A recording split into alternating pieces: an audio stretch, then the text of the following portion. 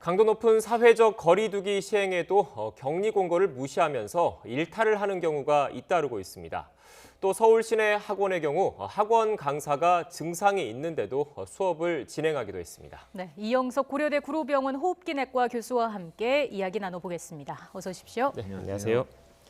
교수님, 오늘 그 신규 환자 같은 경우에 이제 78명이 이제 증가를 했습니다. 또 공항 검역 과정에서 검역 과정입니다. 검역 과정에서 13명이 이제 추가로 확인이 됐고요. 지금 신규 환자 추이가 계속 지금 100명 안팎에서 왔다 갔다 지금 하고 있는데 현재 어떤 상황이라고 보십니까? 지금은 이제 이렇게 폭발적으로 환자가 느는 상황은 아니고 이렇게 네. 답보하는 상황인 것 같고요. 네. 지금은 국내 상황뿐만이 아니라 이제 국외에서 입국을 하는 그 사람들로 인해서 감염되는 사례가 좀 있어서 네. 앞으로 이런 사람들에 대한 관리가 조금 필요하지 않을까 싶은 시점입니다. 네, 지금 해외 유입 사례가 지금 이어지고 있는 건데 언제쯤이면 그런 사례가 좀 진정이 될 수 있을까요? 그러니까 지금은 이제 우리나라는 얼추 이제 진정이 되어가고 있는데요. 네. 전 세계가 팬데믹 상태이기 때문에 계속 환자가 늘고 있습니다. 네. 그러다 보니까 다른 나라에서 이제 어떻게 조절이 되는지에 따라 좀 다를 수 있는데요.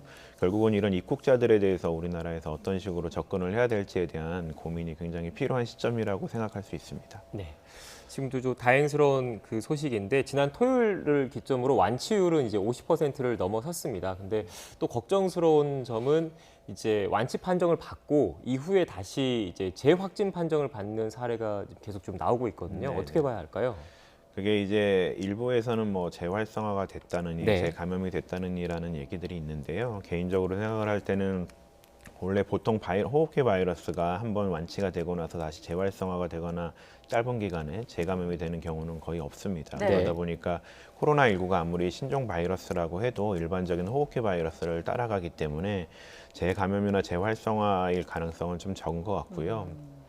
보통은 이제 우리가 RT-PCR이라는 그 검사법으로 해서 우리가 검사를 하는데 네. 보통 이제 코 인두, 비인두를 통해서 검사를 진행을 합니다. 근데 우리가 여러 가지 연구를 이렇게 지켜보다 보면 네. 그 비인두에서 검사를 나간 검체에서는 음성이 나왔어도 이제 하기도 검체, 그러니까 객담이나 아니면 기관지 내시경으로 이렇게 씻어내는 검사를 한 거에서는 나오는 경우가 꽤 있거든요. 네.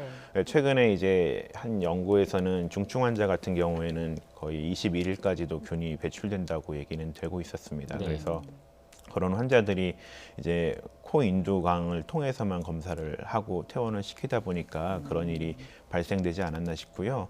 결국은 우리가 이제 객단 검체에서 이제 양성이 나왔을 때 그게 정말 다른 사람한테 감염을 시킬 수 있느냐도 고민을 해볼 문제인데 우리가 하고 있는 RT-PCR이라는 검사 자체는 죽은 균도, 산 균도 전부 다 양성으로 나올 수 있거든요.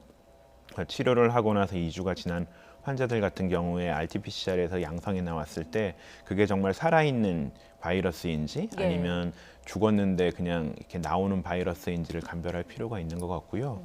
그거에 대해서는 조금 추가적인 연구가 더 필요할 것 같습니다. 지금 이제 교수님 말씀하신 거를 이제 들어보면 이제 여러 가지 가능성이 있었지 않습니까? 이제 바이러스 재활성화 또는 이제 바이러스 재감염 이런 우려가 일단 있었는데 여기에 대한 가능성은 좀 낮다라고 보시고 네네. 이제 말씀하신 대로 하면 전문 분야다 보니까 검사 과정에서 좀 오류가 있었을 가능성이 좀 크다 이렇게 보신다는 말씀이신 예, 거죠? 대부분의 전문가 선생님들은 다 그렇게 생각을 하고 있는 네. 거고요. 결국은 우리가 이제 WHO 공고에서도 객담 검체로 해서 검사를 진행하는 게 조금 더 유리하다라고 얘기가 되고 있는데 네. 아시다시피 코로나 바이러스 같은 경우는 마른 기침을 한단 말이에요. 그러다 보니까 객담을 뱉으라고 해도 침을 뱉는 경우가 굉장히 많고요.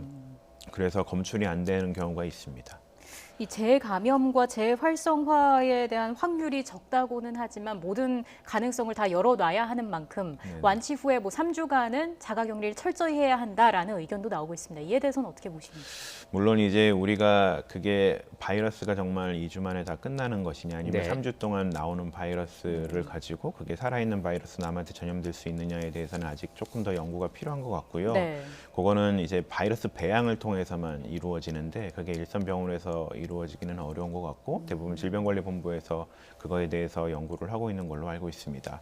만약에 거기서 살아있는 바이러스가 나온다라고 생각을 하게 되면 진짜 말씀하신 것처럼 3주 동안은 격리를 하는 게 맞는 거고요. 네. 그게 아니라고 하면 우리가 기존에 하던 대로 2주 동안만 격리하고 보면 되는데 아직은 결론이 나지 않은 상황이다 보니까 이제 자가에 이렇게 퇴원을 하시더라도 자가에서 격리를 조금 더 진행을 하시는 게 조금 더 유리할 수 있을 것 같습니다. 네, 알겠습니다.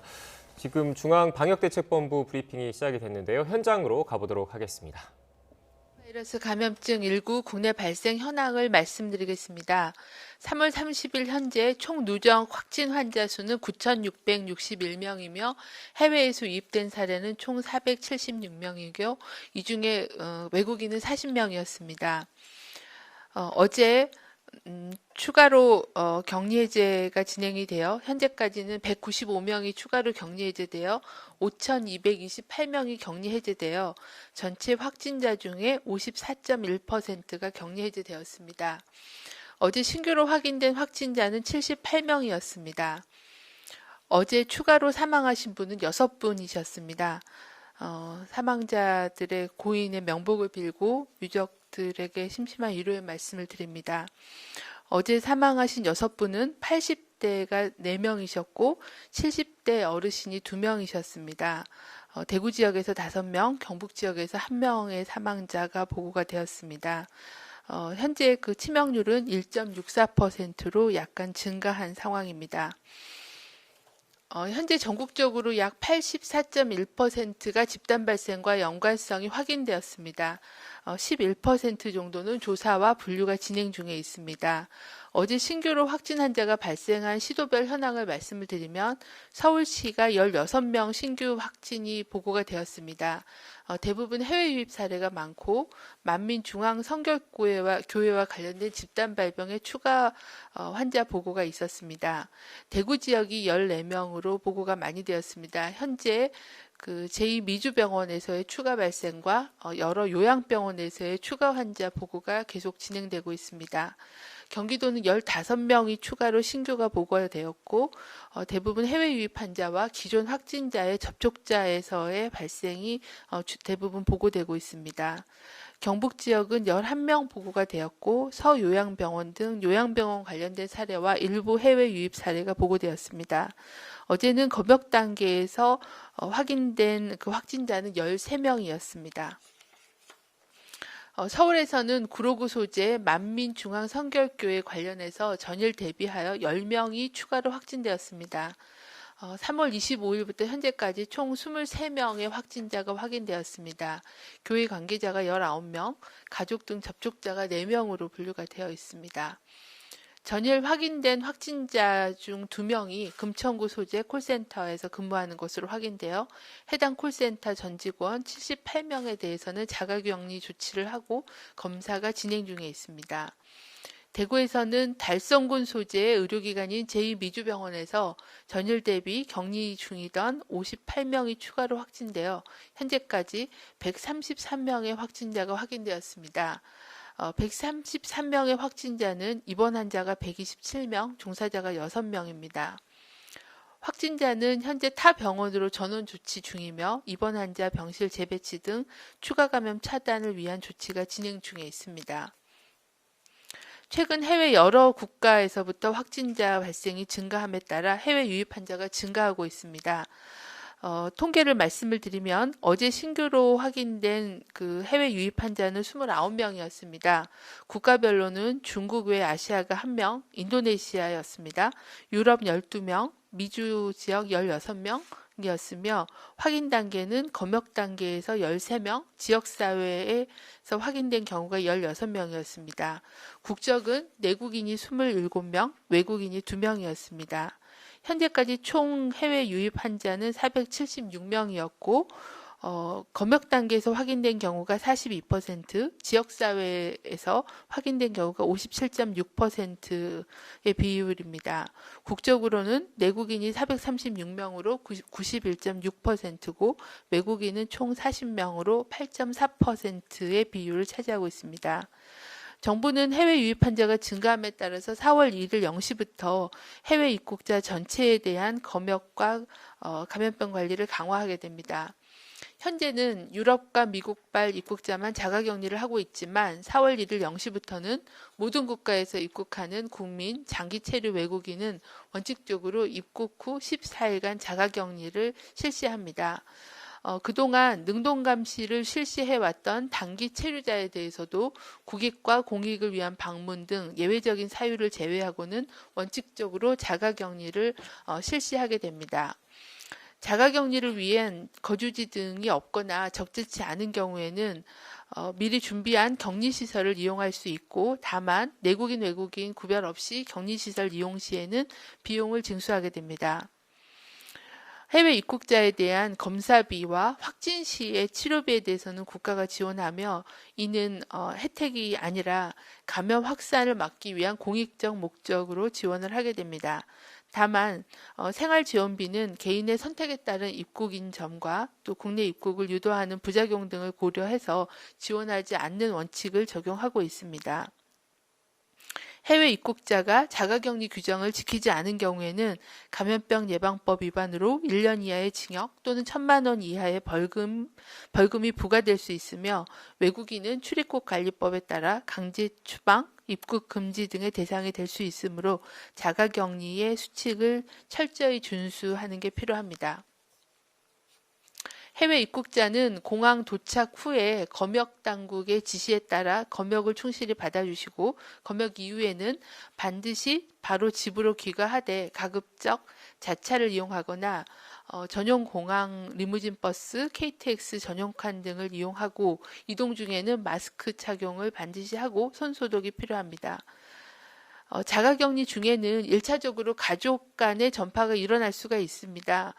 실제 가족 간 전파 사례가 일부 보고가 되고 있는 상황이어서 자가격리 중에서의 자가격리 지침을 준수하는 게 중요합니다.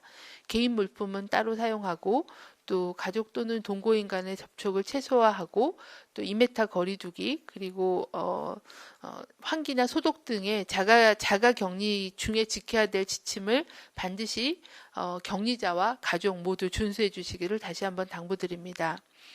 의심 증상이 발생할 경우에는 즉시 담당자 또는 자가격리자 안전보호 앱을 통하여 연락하여 즉시 검사를 받아주시기를 당부드립니다. 최근 14일 이내에 입국한 법적인 자가격리 대상이 아닌 해외 입국자도 가급적 외출과 출근을 하지 말고 14일간 자택에 머무르면서 사람 간의 접촉을 최소화해 주시고 개인위생 수칙을 준수해 주실 것을 당부를 드립니다. 이번 주는 사회적 거리두기 집중 시행의 두 번째 주를 맞이하게 됩니다.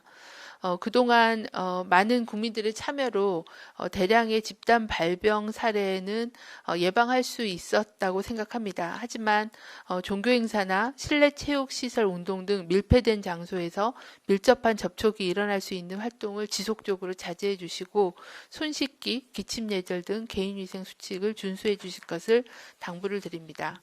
이상입니다. 네, 지금부터 질의응답 시간 갖도록 하겠습니다. 즉답이 어려운 수치나 통계와 관련된 문의는 현장에서 답변 못 드릴 수 있습니다. 위기소통팀 통해서 답변 드리도록 하겠습니다. 기자님당 질문은 2가지씩 제가 읽고 답변 드리겠습니다. 먼저 KBS 이효연 기자님 질문입니다. 대구 제2미주병원과 집단 감염이 일어난 대실요양병원은 같은 건물을 사용하고 있습니다. 공조 시스템에 의한 공기 감염 가능성에 대해서 어떻게 보고 있는지 질문하셨습니다. 현재 대구시에서 역학조사가 진행 중에 있습니다. 그 공조 시스템에 대해서도 계속 조사가 진행 중인 걸로 알고 있고, 대구시에서 발표하신 그 조사하신 내용은 정신병원의 특성상 창문 환기나 이런 게 좀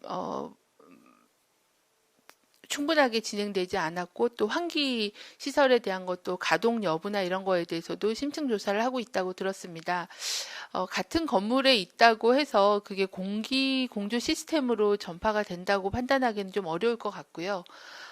아직까지는 그 코로나 바이러스의 주된 감염 경로가 주로 비말과 또 긴밀한 접촉에 의한 거고 또 정신병원 특성상 다인실을 쓰고 있고 또 환자 간의 긴밀한 그런 접촉을 통해서 전파될 수 확률이 더 많다고 현재는 판단하고 있습니다. 아마 대구시에서의 조사 결과나 그리고 또 환자들의 발병일 그리고 층별로 또 입원실별로의 발병률이 조금 다른데요. 이제 그런 부분들에 대한 조사를 좀 더 진행해야 된다고 생각을 합니다. 또한 종사자에서의 양성률과 또 환자에서의 양성률이 좀 다르기 때문에 일반적인 그런 보편적인 공기로 인한 감염이라고 보기는 좀 어려운 상황이라고 보고 있습니다. 역학조사가 진행되면서 좀 더 전파 경로나 감염 경로에 대해서는 대구시와 협조해서 조사를 진행하도록 하겠습니다. 네, 다음은 뉴스핌 네, 중앙방역대책본부의 브리핑 함께 들으셨습니다. 전문가 대담 이어가기 전에 주요 내용들 간략하게 다시 한번 정리를 해드리겠습니다. 어제 하루 확진자는 78명, 사망자는 6명이 추가로 발생했고 국내 확진자 가운데 절반 이상이 완치돼서 격리가 해제된 것으로 보입니다. 전국적으로 84.1%가 집단 발생과 연관이 있는 것으로 집계됐습니다. 만민중앙성결교회의 경우는 10명이 추가로 확진이 됐고 제2미주병원은 58명이 증가해서 현재까지 133명이 확진 판정을 받았습니다. 지금 해외 입국에 대한 우려가 높은 상황인데 정은경 본부장은 4월 1일 0시부터는 모든 입국자에 대해서 2주 동안 자가 격리가 실시된다는 점, 그리고 단기 체류자도 원칙적으로 시설 격리된다는 점에 대해서도 다시 한번 강조했습니다. 네. 교수님, 앞서 이제 박상현 앵커가 정리를 했지만 이제 보건 당국에서도 이제 해외 유입 부분에 대해서 이제 우려를 좀 갖고 있는 것 같습니다. 네. 근데 더 큰 또 걱정은 이제 해외 유입자 가운데서 이제 확진 판정을 받으신 분들이, 그러니까 확진 판정 받기 전이겠죠. 이제 받기 전에 이제 그 자가격리 의무 권고사항 지침을 어기고 이제 활동을 하다가 이제 뭐 문제가 되는 경우가 좀 생기고 있거든요. 그래서 이런 자가격리 지침을 어겼을 경우에 이제 처벌을 좀 강화해야 되는 게 아닌가라는 의견들도 나오고 있는데 이유가 뭐라고 보십니까? 결국은 이제 우리가 이제 지금 상황에서는 네. 우리가 계속 증가율이 이렇게 유지가 되고 있는 상태거든요. 네. 여기서 조금 더 떨어지거나 그렇게 되면 이제 우리가 종식까지도 볼 수가 있는 건데 네. 지금은 우리나라에서는 어느 정도 안정을 찾고 있지만 전 세계적으로 지금 팬데믹 상태고 다른 나라 같은 경우는 환자가 계속 증가하고 있는 추세다 보니까 그런 환자들이 유입을 이게 그런 지역에 살고 있던 분들이 이렇게 들어오셨을 때 네. 확진자로 판명이 될 가능성이 굉장히 높습니다. 네. 그러다 보니까 그런 분들에 대한 관리는 굉장히 중요한 것 같고요. 네.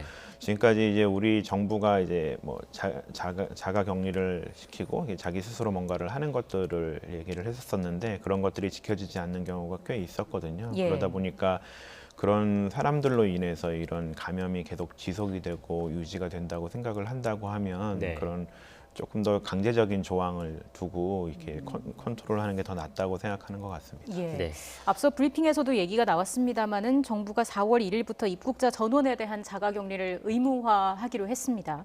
감염병에 대해서는 좀 과하다 싶을 정도의 선제 대응이 필요하지 않느냐라는 의견에 대해서는 어떻게 보시는지요? 예, 그건 굉장히 맞는 말씀인 것 같고요. 네. 결국은 이제 뭐 다른 나라처럼 완전히 입국을 제한하는 게 아니라고 한다면 이런 입국자들에 대해서 어떻게 관리를 하는지가 굉장히 중요합니다. 네. 그러나 이제 앞서 사례에서도 여러 번 보았지만 우리가 개인한테만 맡겨놓으면 그게 충분히 잘 이루어지지 않는 경우가 많거든요.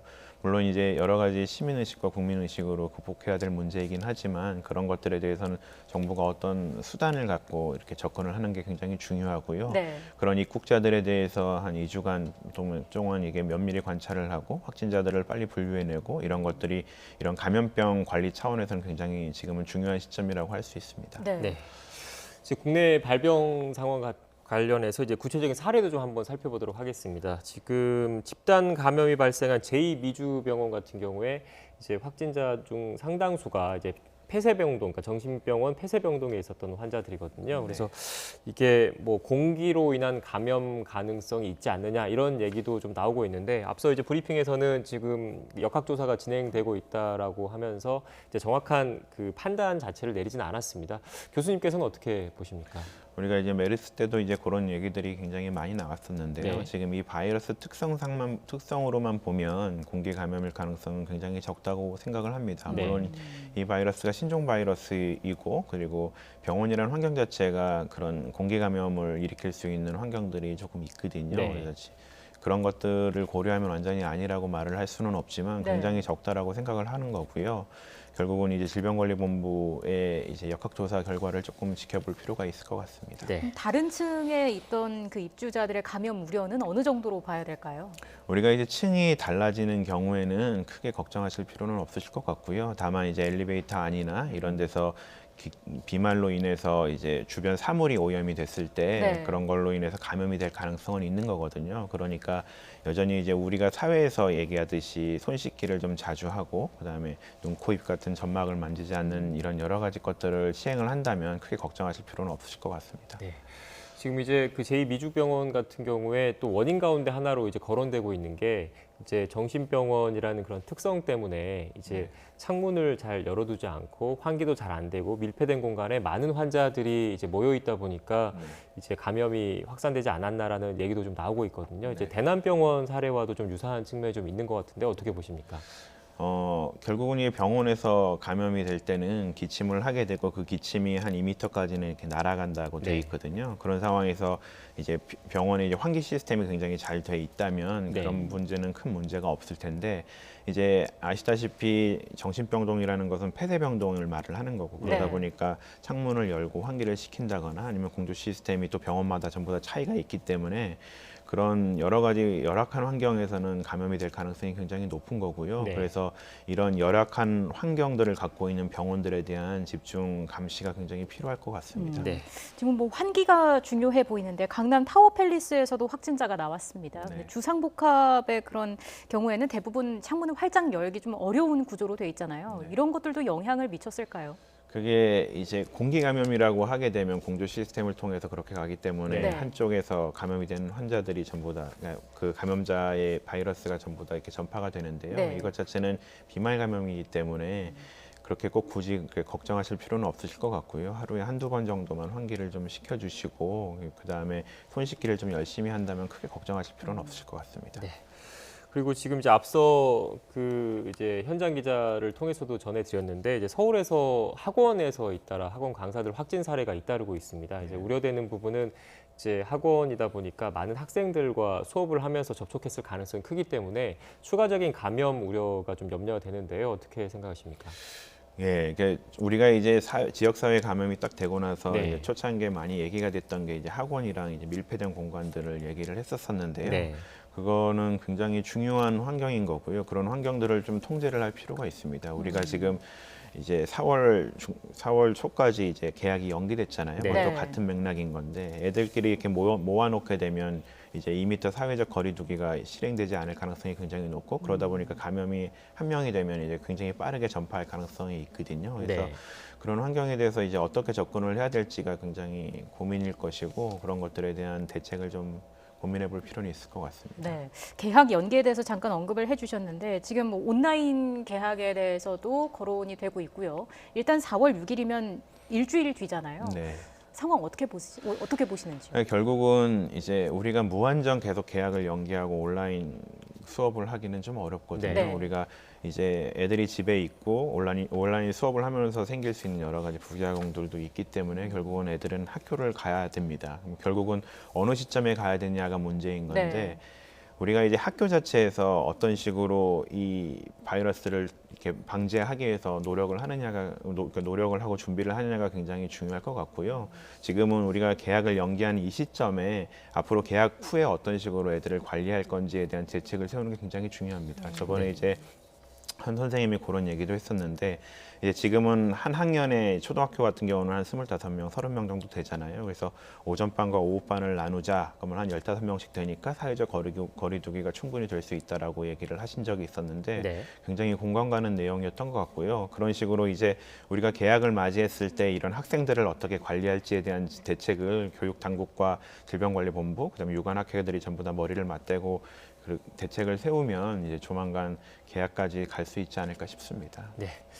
지금 또 뭐 학원, 뭐 학교와 더불어서 이제 교회에서도 이제 집단 감염 사례가 좀 계속 나오고 있는데 이제 교수님 말씀하신 대로 이런 그 소규모 집단 감염 사례가 더 확산되지 않도록 이제 당국의 대책도 좀 필요해 보입니다. 이어서 지금 국내 상황뿐만 아니라 이제 해외 상황도 좀 심상치가 좀 않습니다. 해외 상황도 좀 한번 짚어보도록 하겠습니다. 특히 이제 최근 들어서는 미국의 상황이 좀 심각한 것 같은데요. 지금 하루 사이에 뭐 18,000여 명 그러니까 어제 18,000여 명이 발생해서 누적 환자가 지금 14만 명을 지금 넘어섰습니다. 지금 보고 있는 건 이제 아시아 상황이고요. 네, 지금 유럽 상황입니다. 유럽 지역에서는 이제 이탈리아가 가장 심각하고, 네, 지금 미주 지역 보시면 이제 미국의 상황이 지금 가장 심각한 상황입니다. 어떻게 보십니까? 그러니까 이제 미국도 그렇고 유럽도 그렇고 이제 우리나라를 본받자라는 얘기도 많이 나왔었는데 네. 결국은 초창기에 이제 코로나19 대응을 함에 있어서 조금 안이했던 점이 없잖아 있고요. 네. 그리고 이제 우리나라 같은 경우에는 전국민 의료보험이 되다 보니까 이런 의료보험 체계 자체로 인해서 많은 환자들한테 굉장히 많은 검사를 할 수 있었던 거에 반해서 네. 유럽이나 미국들은 그런 것들이 좀 적었던 것 같고요. 그게 지금의 이런 상황들이 생기는 이유가 되지 않을까 싶습니다. 예. 지금 뭐 미국에서는 10만 명이 넘는 사망자가 발생할 수 있다 이런 경고도 나오던데 네. 이에 대해서는 어떻게 보시는지요? 그러니까 워낙에 이제 코로나19 자체가 감염력이 굉장히 높다 보니까 네. 굉장히 많은 환자들이 발생할 수 있잖아요. 네. 근데 한 공간에서 굉장히 많은 환자들이 발생을 하다 보면 결국 의료 시스템이 붕괴를 맛볼 수 있습니다. 예. 우리가 초창기에 대구 경북에서 환자가 갑자기 많이 이렇게 늘면서 사망자가 조금 많이 생겼던 것처럼 어느 한 지역에서 이제 갑자기 환자가 발생하다 보면 그 중증 환자들은 이런 것들을 이송할 수 있는 체계들을 갖추기가 어렵거든요. 그러다 보니까 사망자가 굉장히 많이 생길 수 있는 가능성이 있는데 네. 이런 것들에 대해서도 우리나라에서도 미리 고민을 했던 것처럼 다른 나라에서도 이런 환자들을 어떻게 적절하게 이송을 할 건지 적절하게 의료 시스템을 접근할 수 있는 이제 방법을 어떤 식으로든 모색을 해야 되지 않을까 싶습니다. 네, 말씀하신 대로 그 의료 시스템의 붕괴가 되면 추가적으로 이제 감염 확산을 이제 통제하기 힘든 상황이 되니까 이제 그 부분에 대한 대책도 필요해 보입니다. 이어서 지금 이제 세계 각국에서 지금 가장 중요한 게 이런 코로나 공포를 이제 불식시키기 위해서는 치료제와 백신을 개발하는 게 가장 시급한 과제인 것 같은데요. 네. 현재 뭐 몇몇 그 뭐 언론 보도를 통해서도 뭐 대상 물질이라든지 뭔가 시험이 진행이 되고 있다라는 보도도 좀 나오고 있는데 언제쯤 백신이나 치료제가 개발될 수 있을 거라고 보십니까? 아직은 조금 시간이 걸릴 것 같은데요. 네. 우리나라에서도 질병관리본부를 주축으로 해서 여러 가지 임상 시험들이 진행이 되고 있습니다. 그래서 그런 것들에 대해서 결과를 받아봐야 되는데요. 근데 조금 한 가지 문제점은 뭐냐면 우리나라가 다른 나라에 비해서 이런 임상 시험을 진행함에 있어서 여러 가지 제약들이 굉장히 많거든요. 네. 그러다 보니까 조금 더 더딘 것 같다는 생각이 듭니다. 그래서 네. 저번 주에 한번 이제 질병관리본부와 유관 학회들이 모여서 예. 이런 연구들을 진행을 함에 있어서 여러 가지 제한점에 대해서 우리가 어떤 식으로 해결을 할 것인가에 대해서 머리를 맞대고 있는 상황이거든요. 네. 근데 그런 것들이 해서 해결책이 마련이 된다면 조금 더 앞당길 수는 있을 것 같긴 한데요. 예. 아직까지는 조금 더 시간이 걸리지 않을까 싶습니다. 예. 교수님께서 계신 고려대 구로병원에서도 코로나19 환자를 대상으로 천식 치료제의 효능을 알아보는 연구를 시작을 했다고 들었습니다. 네. 그 부분에 대해서 설명을 좀 해주시죠. 결국은 이제 그 흡입제로 사용했던 그 약제의 스테로이드에 관련된 흡입 스테로이드에 관련된 그런 것들이 실험실적으로 코로나19를 억제한다는 얘기들이 있어서요. 그러면은 이제 코로나19에 감염된 환자들한테 사용을 했을 때 효과가 좋지 않을까라는 생각을 해서 이제 임상 시험이 진행된 걸로 아는데 네. 결국은 결론이 나려면 아직은 시간이 걸리는 거고요. 네. 그런 것들은 결론이 나고 나서 얘기를 해야 되는 상황인 것 같습니다. 네. 마지막으로 이제 그 사회적 거리두기가 이제 오랜 시간 좀 지속되면서 일상생활을 할 때 허탈감, 우울감을 이제 호소하시는 분들도 꽤 있거든요. 어떤 마음가짐을 가져야 할까요? 결국은 이제 본인 스스로 스트레스를 풀 수 있는 방법들을 마련을 해야 되는데요. 우리 얼마 전에 제가 아파트 단지를 올라가면서 봤더니 워낙에 이제 사회적 거리두기 때문에 집안에 있는 사람들이 많아지고 그러다 보니까 층간 소음도 많아지고 네. 서로를 배려하자는 얘기들이 굉장히 많거든요. 네. 우리가 이제 계속 이렇게 좋은 날씨에 계속 집안에만 있다 보면은 우울감도 생기고 스트레스도 굉장히 많이 받게 되는데 그걸 어떤 식으로든 풀 수 있는 방법들을 자기 스스로 마련을 해야 될 것 같고요. 그게 이제 뭐 음악이 됐든 집에서 혼자 이렇게 운동을 하는 거든 이렇게 본인 스스로 이렇게 스트레스를 해소를 하는 것 자체가 이 난국을 이겨낼 수 있는 유일한 길인 것 같습니다. 예, 알겠습니다. 지금까지 이영석 고려대 구로병원 호흡기내과 교수와 함께 이야기 나눠봤습니다. 오늘 말씀 고맙습니다. 감사합니다. 네, 감사합니다.